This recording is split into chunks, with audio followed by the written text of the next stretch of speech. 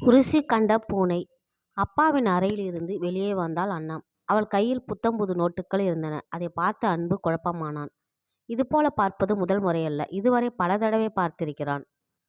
அன்னம் பக்கத்து வீட்டின் வேலைக்காரி. தளதளவென்று இருப்பாள். அவள் உடல் கட்டு எப்பேற்பட்டவரின் மனசையும் அசைத்து பார்த்துவிடும். மாலை நேரங்களில் அப்பாவோடு அவர் சிரித்து பேசுவதை பார்த்திருக்கிறான். ஆனால் அதையெல்லாம் விகற்பமாக எடுத்துக்கொள்ளவில்லை. ஆனால் இவள் அப்பாவின் அறைக்குள் போவதையும் கதவை நைசாக மூடிக்கொள்வதையும் பிறகு கையில் பணத்தோடு வெளியேறுவதையும் பார்த்த பிறகு அவன் வெறுப்படைந்தான். அப்பா ஓய்வு பெற்றவர், வயதான மனைவர், ஏன் இப்படி தறிக்கட்டு போகிறது என்று இவன் காதுபடவே அக்கம்பக்கத்து வீடுகளில் பேசுவதை கேட்கும்போது நாக்கை பிடுங்கிக் கொள்ளலாம் போல் தோன்றும். இன்று மறைந்து நின்று கொண்டான். அன்னம் உள்ளே நுழைந்தாள். கதவு மூடியது. தயவு செஞ்சு இனிமே இந்த தப்புக்கெல்லாம் நான் ஒத்துக்கொள்ள மாட்டேன். உங்கள் ஆசைக்கு சம்மதிக்கிறது இதுதான் கடைசி தடவை. சீக்கிரம் ஆகட்டும். உங்கள் வீட்டில் யாரும் பார்த்திட போகிறாங்க என்றாள் அன்னம்.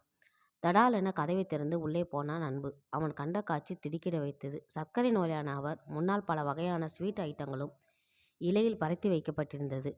அதை பார்த்த அன்பு, இவ்வளவுதானா? வயதானவரை எவ்வளவு கேவலமாக நினைத்து விட்டோம் என நினைத்தவன் அவரை சமாதானப்படுத்துவது போல, உங்களுக்கு பிடிச்சமானதை வீட்டிலேயே கேட்டு இருக்கலாமே அப்பா என்றவன் குற்ற உணர்ச்சியுடன் வெளியேறினான்.